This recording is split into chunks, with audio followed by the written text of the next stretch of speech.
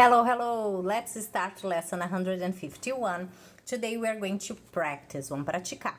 Vamos praticar past simple, tá? O que é o passado simples, e também os object pronouns que a gente já conhece. Então vamos lá. Seguinte, primeiramente nós temos um exercício aí dividido em duas partes, que você tem vários verbos, many verbs, ok? Você vai ler as frases, vai entender a frase e vai pensar que verbo eu usaria nessa frase para dar sentido, só que eu tenho que completar com esse verbo, só que transformando ele em passado simples. Eu tenho aí verbos irregulares e verbos regulares, tá? Então você vai decidir como é que vai colocar aí. Acabou, vai para a segunda parte, mesma coisa.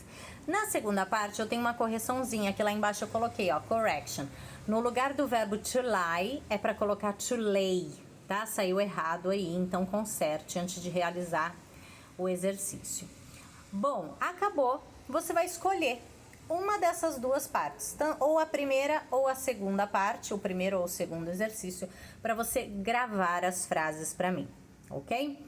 Isso é para praticar o passado simples. E a segunda parte para a gente praticar os object pronouns. Vamos lembrar? Object pronoun substitute a noun that functions as an object.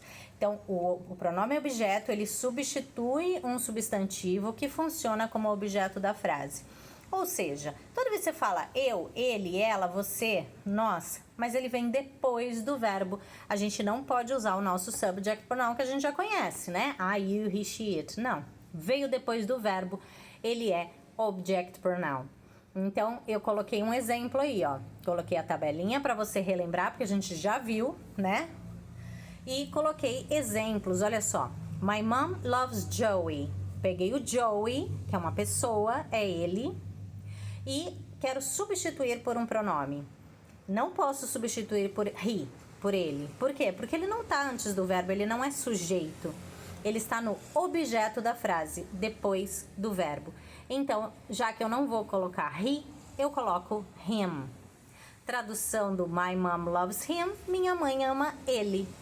Ou seja, a tradução é igual, né? Só que a posição que é diferente.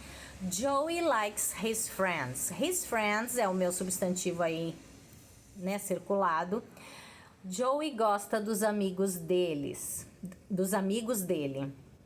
Esse amigos dele, se eu for substituir por um pronome, seria o quê? Eles. Joey gosta deles, correto? Só que esse eles não está no sujeito, está depois do verbo. Então, eu não posso usar they, eu vou usar them, ok? Então, ficou Joey likes them. A gente já conhece essa regra, mas estou voltando aí pra gente lembrar um pouquinho. O de baixo, Joey is talking to Anne. Joey está conversando com a Anne. Joey está conversando com quem? Com ela. Só que eu não posso falar Joey is talking to she. Por quê? Anne, que é ela, tá depois do verbo. Então, ao invés de usar she, eu uso her. Joey is talking to her. Ok? Então, o object pronoun always comes after the verb. Sempre vem depois do verbo. Então, embaixo eu tenho um exercício para prática desses object pronouns. Só que é o seguinte, esse exercício de baixo você não vai completar somente com o object pronoun. Você pode completar também com subject pronoun. Vai depender do quê? Da posição que ele exerce, que ele tem na frase.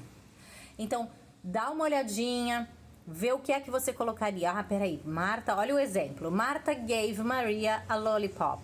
Marta deu para Maria um lollipop. Eu quero falar, ela deu para ela um pirulito. Ela deu para ela... O primeiro ela é sujeito, o segundo ela é objeto.